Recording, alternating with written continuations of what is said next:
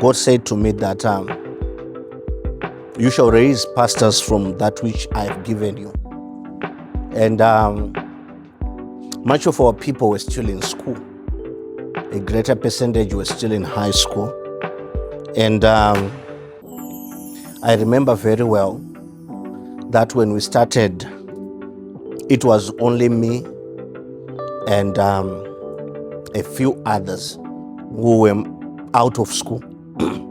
So it was basically Cheshire students. And over the years, I want to thank God for His faithfulness. The first year, it was more experimental.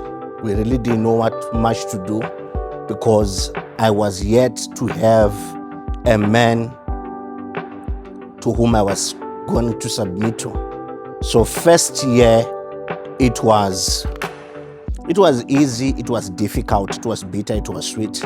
There are things that we did right because and everything changed 2014 when then I got a father. Everything changed. So I'm going to categorize our journey in this way. The first year, it was quite experimental. We really didn't make much in terms of progress, but it was just a revelation. Everything we were doing was new. Everything we were doing was just surprising. And I remember very well pushing so hard to have a father, because one of the things I understood very early was that ministry, you cannot do it all alone. You cannot raise a people, you cannot raise a church all by yourself. No matter how anointed one might be, no matter how much gifted you might be, you need someone who has walked the walk. So 2013, end of 2013, I got a father in the Lord, and I'm glad to say that for the last 13 years, I've been sitting under the grace and the covering of Apostle B. Java Tabernacle of Grace. And this has been a revelation to me. I remember talking to him some other time, telling him, I don't know what would I have done had God not placed you in my life. So from 2013 to around 2015, things were happening. Church yaitanga kusimuka. We're trying to build. And during that time, ndakadzidza zvinhu zvakawanda. Ndakadzidza kuti chechi ine seasons. Ndakadzidza kuti there's a difference between kuzvimba nekukura. Ndakadzidza kuti pane difference between kureba nekukura. There were times whereby things would happen and you think zvine zvitazoenda manje. Then there's a service yokuti zvinosvika zvese zvakadzika pasi. And it so happened during that time that I remember very well, there's a time my father visited us. I remember we were somewhere around 1 something in terms of our numbers. And I remember visiting him for a feedback. And he told me that, Apostle, for the people that I saw in your church, less than 30 people are your people. And you can understand from 180 on, less than 30 people are going to be your people. And it so happened that the years that followed, from 2012, the 5 years utanga, avanhu vaibuda baba. Maigona kusvika kuchechi kusina vanhu. Kusvika kuti vanhu vaenda kupa, vaibuda vanga vari kudzingwa. Svika mangwana vanhu vese vanga vakatarisa vanga vari last week hakuna.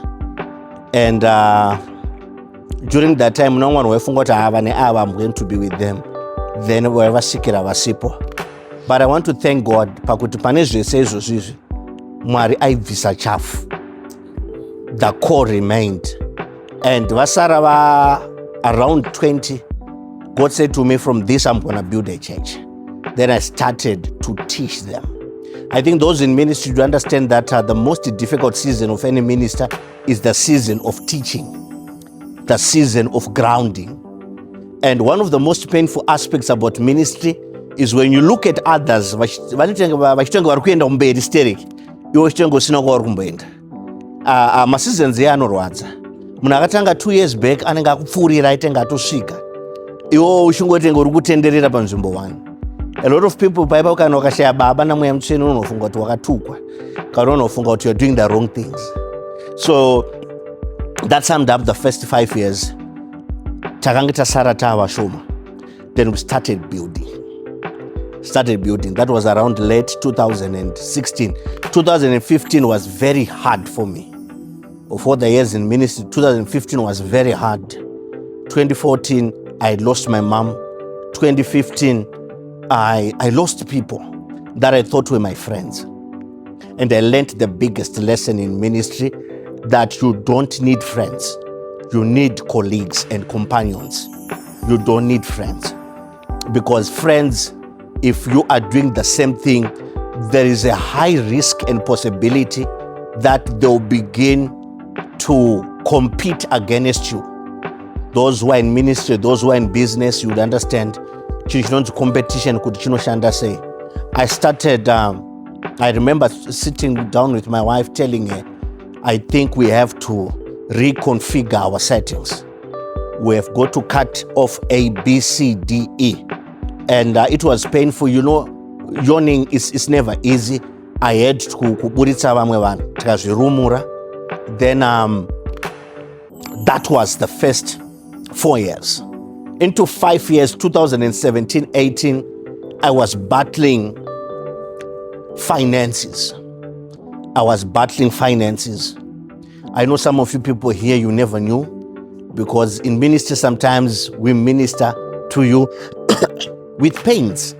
Sometimes we minister till my wounds are fresh. You know the pressure that comes with ministry. You need to be dressed well, but no one is dressing you. You need to arrive early, but no one is footing your traveling bills. You need to stay kwakanaka, but no one cares kuti ukugara kupi. So it was just one of those things. So I was battling finances a lot. And I remember very well, during that time, we just had our second kid. And I took a bold decision that I was not going to enjoy the comfort of the little things I had. I started serious evening prayers. And by the grace of God, 2018, a breakthrough happened. I remember we were the laughing stock among other pastors. They would look at us and people would feel pity for us. But so I want to encourage somebody who is here and those who are watching us that never, ever be pushed and be pressured by what people say. Always be inclined to what God says to you.